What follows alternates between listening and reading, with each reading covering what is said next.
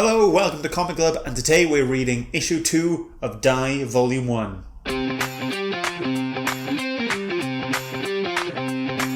Hi, I'm Scott, and we are going through Die Volume 1. We're looking at issue 2, and this volume is called Fantasy Heartbreaker. This book has been written by Kieron Gillen and drawn by Stephanie Hans. And last week we read the first issue, and it was pretty cool. Very good setup, and I'm really looking forward to seeing what happens next. So we'll do a quick recap of what happened last week. Okay, so basically a bunch of 16-year-olds play a role-playing game. They end up getting sucked into this mystery world through a D20 dice and come back a few years later. One of them has died and one of them has lost an arm. And 25 years later, they end up going back. The dice finds our main character, and they all end up going back into this mystery world, and that's where we end. But we do end by finding out that I can't remember his name. No. Solomon, that's his name. That we find out at the end that Solomon is actually alive, and we finish off with that page. It looks like he's got 2 D20s in his eyes, and I think that's giving him power. What I'm hoping to happen in this next issue is that we're going to see a lot more about the fantasy characters that they turned into when they entered the D20 world. And I'm hoping we can see some cool abilities, learn what they can do, and learn more about the world that they're in. I'm thinking and I'm hoping that we don't go back to the real world for a long time. I don't think this is something that they can just jump in and out of. I think this is the kind of place that they can't leave until whatever their mission is. They can't leave until it's done. So that's what I think is going to happen. But I'm really looking forward to seeing what happens, seeing everyone's abilities, and I think I'm just ready to go. Okay, so, let me just show you the cover first. So this is the cover for issue 2. You can see this person's got a jacket on. We don't know who this person is. He's got the word player on the top of his jacket, a dragon head, and it looks like he's holding a vape, which is very modern, and that's cool. And he's also got some knuckle dusters on as well, which is great. So whoever this character is, he looks pretty cool. Okay, so we're gonna go ahead and I'm just gonna read this. I'm gonna go and I'll let you know what I think after I've finished. If you've got the book, do read along, and just pause the video now and then replay it when you're done. But before I go, please remember to subscribe, like, and hit that notification button for further videos. It does really help out a lot. Cool. Okay, here we go. Let's read.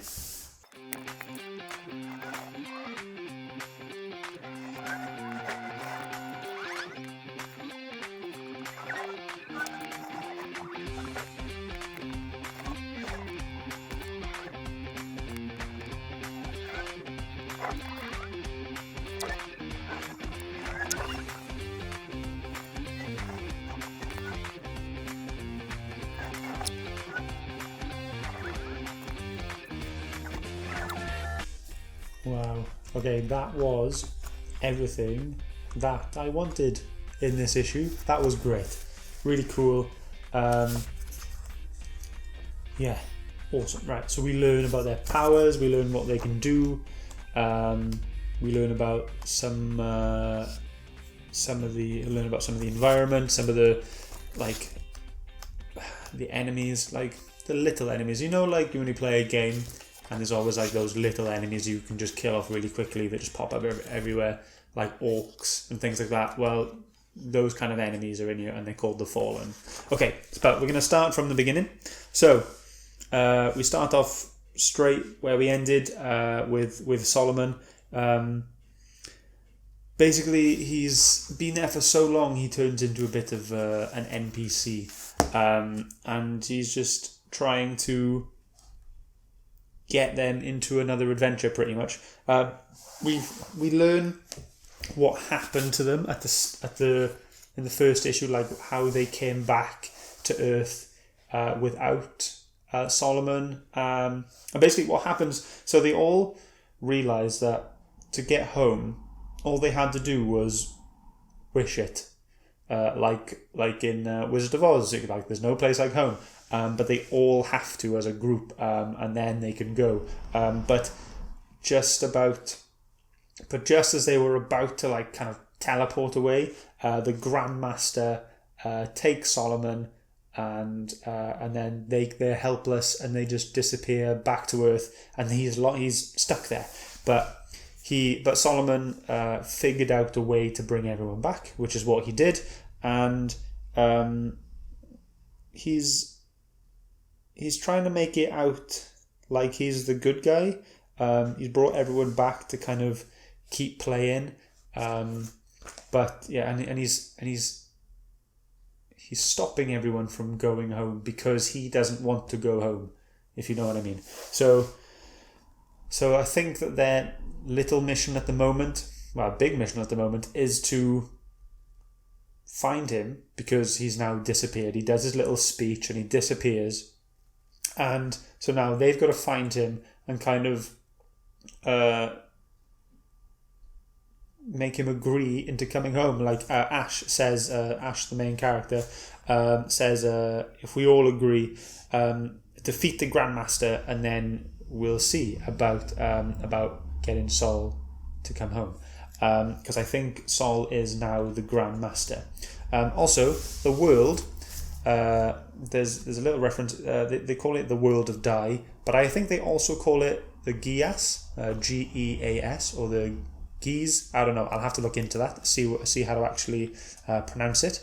But after Sol disappears, we come across like this elven queen, and it's a very NPC kind of thing where she comes around and goes, "Hello, adventurers! I come with grave tidings," and it's very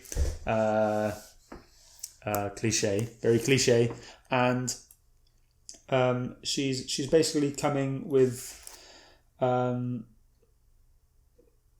sort of threat, obviously saying that the Grandmaster threatens the realm, you are only hope, and all the things like that. And so Chuck, who is the fool, with the kind of random attributes, he didn't really think about what goes into his character. He went up to her, basically going like, "What's our reward? Are we going to get money? Are we going to get Turkish delight?" And he says, "And you know what I mean by Turkish delight?" And then all the other characters in the background are like, "Oh God, not this, not already." And then she's like, "Oh yeah, I know what kind of reward you want." And then instantly he slashes her and he kills her. And they're like, "What the hell? Why did he do that?" And he just goes, "Wait." And then what's really cool is this next page. So I'll show you this whole thing. So he kills her here, and they kind of go like, what's going on? And then you can see here loads of like zeros and ones. So she's kind of like transforming a bit into this monster here, and they're called the Fallen. But an easy way to remember what they are, they both basically called them orcs because there's something you can kill with no moral questions whatsoever. So yeah, they're called the Fallen, but they have the nickname of orcs. Then they kind of have, a small army appears. And then this is the really cool part, and we finally start to see everyone's abilities. And I think my favourite at the moment is Izzy, because she is the Godbinder, and basically she can harness the power of gods. So the first thing that she does, because this huge army is here, she gets someone called Bear, literally a gigantic bear god, and she's like, "Hey Bear, let's skip the sweet talk, I need your power, give it to me."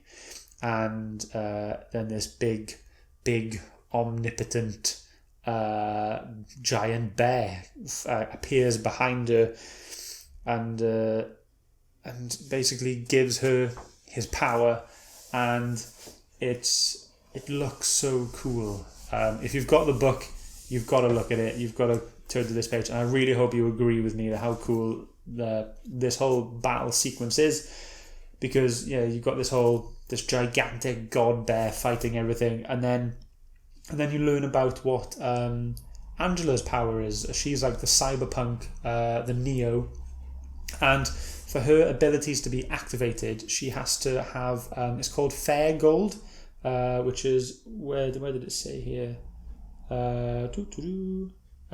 It's something to do with fairies. It's from a fairy pact. Every morning her equipment is dead, but then to activate it, she's got to pay like a little bit of this fair gold, and then all of her cyberpunk abilities are activated for the rest of the day. So Chuck goes and finds this gold, hands it to her, and then she is now this cyberpunk, and she can hack things, but it doesn't have to be computers. She is hacking the orcs, locking them down just to shut them down pretty much, and then what happens next? So then Ash is saying to Matt that she's like, we need the sword, and he goes, I can't, I don't feel like that. So his powers revolve around emotion. He's the grief knight, and he turns sadness into power. And what Ash's power is she's the dictator, and she can control emotions. So he's saying, I don't feel like that, and she's like, I'm sorry, and he literally says, he goes, don't you dare. And she says some words. She says, tears on the casket rain on your face. And then he starts to cry, and he cries onto his sword, and all of a sudden his sword becomes hugely, immensely powerful, and everyone is in this battle now, and it lasts for 30 seconds, and it's done. And then Matt is just kind of like, just let's go. Like, he was really fed up. This is done. He's not happy with what he's done, and he just wants to leave. Then we get a really cool look then. They're travelling around Geas, and you get a real look at how the D20 landscape is of the planet. What do they do? So they head for the nearest vertex, and I'll just show you right here. You can see like this kind of edge here. So they're walking along the edge to find the nearest vertex, and then they kind of develop a little bit of a plan. So as the cyberpunk lady, Neo, Angela, she can bring up a big map of the D20 world. So she's holding a big like holographic D20 above her, and she knows what all the places are called. And they make a plan that they will either go across the Sea of Gondol and into Angria, or hike across the front. So that basically means there's either going to be a route with mostly civilized lands, or they need to hack their way through a war zone, which they stayed away even when they had teenage levels of overconfidence. So they were kind of deciding to go the easy way, but something from the past came up. So Ash on Earth is a male, but he's a female in this world, in Geas, and this knight, the Knight of Kisses, his name is Sir Lane. He appears, and before they left 25 years ago, he said to her, like, he will not rest until he has gazed upon her perfection once more, and he dared her to use her powers to make his words binding, and she did. So he could not rest until he had looked at her one more time, pretty much. But it had been 25 years, and this part, the next few pages here, are quite gory, quite horrific. So I won't show this, but if you have the book, do give it a look. It's really cool, but a bit gross at the same time. And he said after she left 25 years ago, he died 3 years after that, and then 3 more years after that, his eyes rotted away. So all you can see is like a blooded, fleshy skull with maggots all over his eye sockets. And basically he had kind of lunged at her because he's angry because his oath now can never be fulfilled because he can't look at her because his eyes are gone. But fortunately, Izzy gets the power from another god to give him back his sight.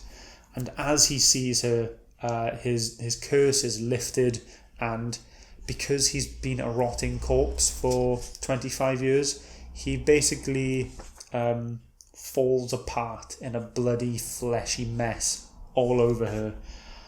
And she's just, and Ash is just there lying on the floor. No one is saying anything. This horrible thing has just happened. And finally, they decide to not go the easy way because of this. Instead, they're going to go through the war zone because they say at the very end, we can survive anything but our past. So I think that's really powerful, and that's the issue done. What I realised when I showed you at the beginning of the video, this cover here, this is Chuck. This is a really cool drawing of Chuck with his vape and his cool jacket and his knuckle dusters. He's just a general fighter kind of guy. Okay, so let's go into some ratings. Story. Okay, story. So we get quite a bit at the start because we learn where the story's going. We learn that they can't go home until they've convinced Sol to go home with them. And then the rest of it then is pretty much learning about the characters, their abilities, what they can do, what they think about this world and how they feel towards this whole situation. There was one bit at the start. Where is it now? It's basically, I think it was Angela. She's like, this is such a bad time that we're here. Rupert is going to keep the kids if I disappear for even a few days.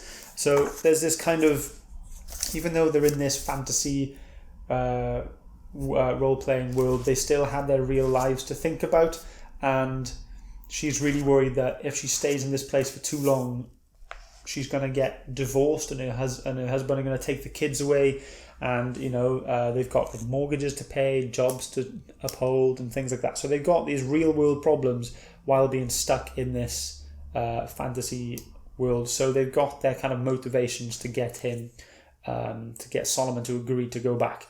Otherwise, they're stuck there for a very long time unless they figure out what happens. So, because most of this book was based around the fights, and there wasn't really much story, we're going to go more into this in the development. The development will have a higher score, but for story, it's going to be a 6, purely because there's not that much moving forward. But there's a lot of character development in there. So for the story, we kind of learn why they're there, and then this huge fight happens, and then they're going to learn, and then they've decided what they're going to do next. So if you understand, not a lot happens. So I'm going to give that 6 out of 10. Art, on the other hand, was awesome. We've got we've got like 2 full pages of just art. I'll put it in the arty part.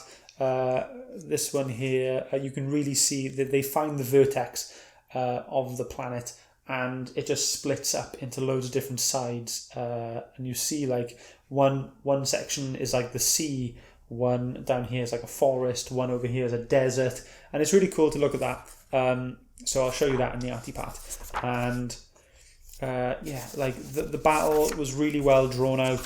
The kind of, when Isabel calls her a god, it's not just like someone pops up. There's kind of like this faded being behind her or with her that talks to her, and I really like that. It's not just a solid person being like, oh hey, I'm a god.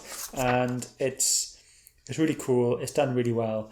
And how it's all drawn, how everyone uses their powers is very clever. It's very nice to look at. Yeah, it's just really cool. The way that Angela's Neo powers are activated here, that looks really cool, and that looks really good. It's very colourful, very detailed, and there is a clear difference between what she is like before her Neo systems activate and whilst it's activated. So that's good, and I'm glad it's being drawn that way.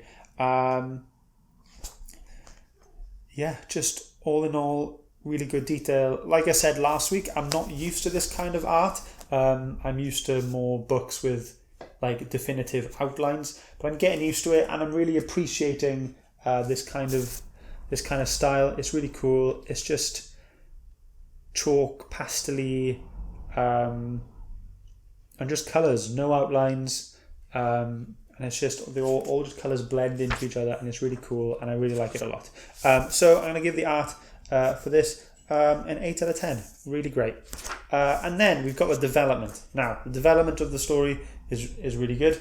Development of the characters is awesome. So we see their abilities. We see the like the little enemies, the fallen. We now know what's going on, what their main objective is, and we've learned a lot about their abilities. I think I've already said that. And yeah, that's pretty much it. But the development is higher than the story. I hope you understand. If you don't, let me know in the comments and I will let you know. But yeah, the development for this is going to be a 7 out of 10. Really like that. Cool. So that's been issue 2. I'm just going to put my little bookmark in here. Hello. And now we're going to move on to the arty part. I'm going to show you some panels and pictures that I liked in this issue in particular. Okay, here we go.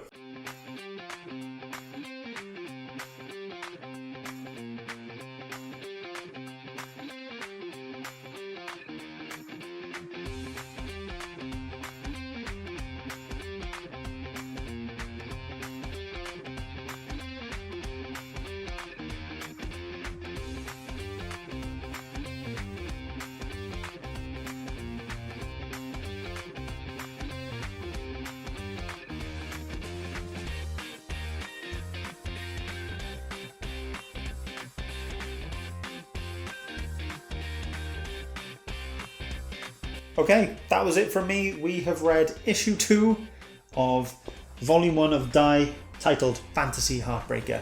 Really cool book, enjoying it so far. We've got 3 issues to go until we're done, and then we'll go into something else. But yeah, we've got 3 issues left. But before you go, please make sure you subscribe, hit the like button, hit the notification button, and follow me on Instagram at ScottShelf. And now follow me on Twitter at ScottsShelfYT. YT for YouTube.